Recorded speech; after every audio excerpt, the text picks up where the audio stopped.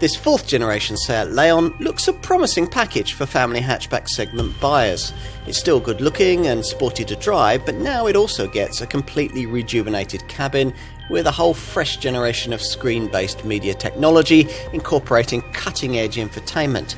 There's also some fresh, new electrified engine options, and the car now has access to more sophisticated drive systems and additional safety tech. If you'd been overlooking this Spanish contender, it now deserves a second glance.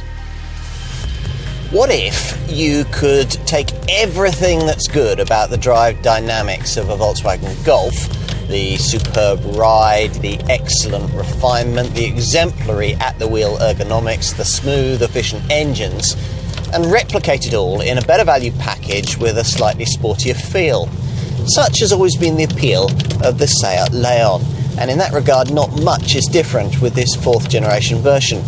It still steers and turns in a little more sharply than its Golf, Skoda Octavia and Audi A3 VW Group family hatch cousins that share the same engineering and MQB platform. And as before, most mainstream versions continue to persist with an old school torsion beam rear suspension setup, which isn't to suggest that nothing has changed here. Quite the contrary. Take the engine range. Specify an auto gearbox with either the volume 110 PS 1 litre TSI Evo 3-cylinder petrol unit or the 150 PS 1.5 litre TSI Evo 4-cylinder petrol power plant, and you'll get the brand's latest eTSI mild hybrid electrified technology. There's also now a PHEV full hybrid plug-in Leon, the e-hybrid, which uses a 150 PS 1.4 litre TSI petrol engine mated to a 6-speed DSG auto gearbox and an 85 kilowatt electric motor powered by a 13 kilowatt hour lithium-ion battery that, when fully charged, can deliver a WLTP rated all-electric driving range of up to 36 miles. Most Leon customers, though, will be wanting an engine of the more conventional kind, which, if you want to stay with manual transmission, is what you'll have to have.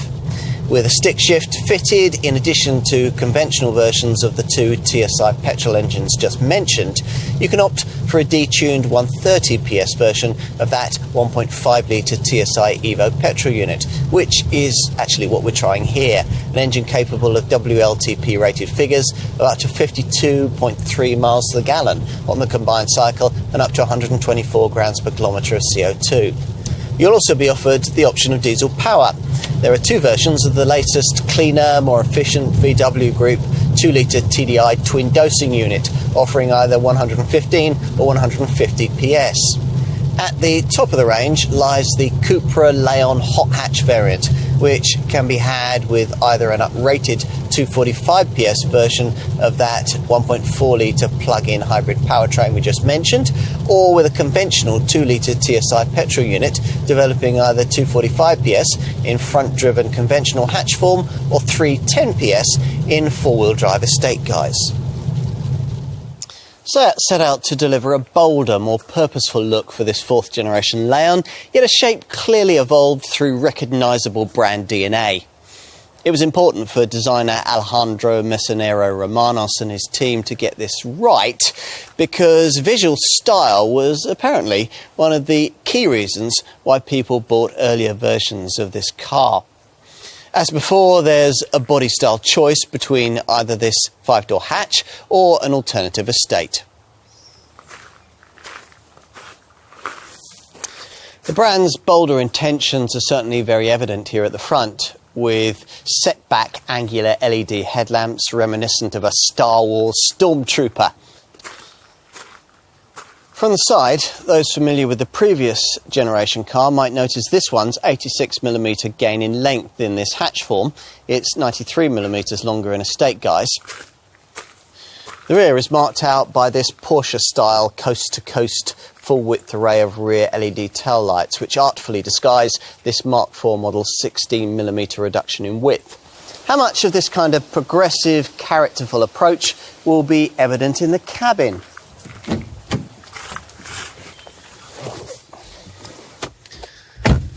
Quite a lot is the answer. it's certainly a lot more sophisticated inside than before. This car, like its VW Group cousins, having gained a major dose of advanced screen technology, here housed in more angular, chiselled fascia design. The seats are now more supportive, everything falls easily to hand, and there's also a bit more of a premium feel this time round. The way the window ledges and the leading edge of the dash together form an unbroken crescent is almost Jaguar-like.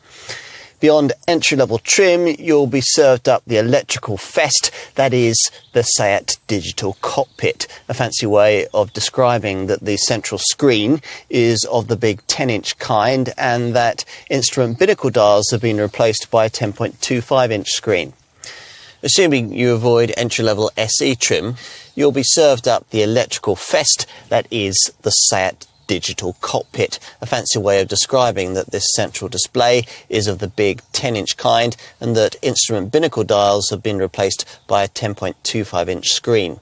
This centre-stack Navi system monitor has the brand's full-length smartphone mirroring, plus there's a built-in eSIM that enables you to create a Wi-Fi hotspot and enjoy online connectivity, which allows you to access online radio and benefit from over-the-air system updates. Plus, the standard 3D sat-nav system can be embellished with live traffic information. Unfortunately, it must also cope with all the climate functions too, controls that we think would be better separated out with physical controls. The 10.25-inch configurable driver instrument cluster, meanwhile, offers a fully customisable display with a choice of different layouts and full-screen mapping if you want it. Let's take a seat in the back, which by and large is what you get. An extra 49mm of rear seat legroom, meaning that a pair of 6-foot adults could be accommodated here in reasonable comfort, providing front seat occupants don't slide their seats fully back. Let's finish this segment by taking a look in the boot, the catch for which, as usual, is activated by pushing this centre tailgate badge. Your salesperson may well be keen to reference the fact that the 380-litre space provided here, exactly as before and the same as a Golf, is around 40 litres more than you'd get in a rival Ford Focus. Pushing forward the conventional 60-40 split rear bench frees up 1,210 litres across a load area that's virtually flat with the seats folded. This Leon has long been a strong but often overlooked contender in the family hatchback segment, and it's been usefully improved in this fourth generation guise. Overall, on a pure value versus quality basis, this Leon has long been the pick of the Volkswagen Group offerings in this sector, and that also makes it one of the key segment benchmarks outside the Wolfsburg family of brands, which in turn makes it a very good car indeed.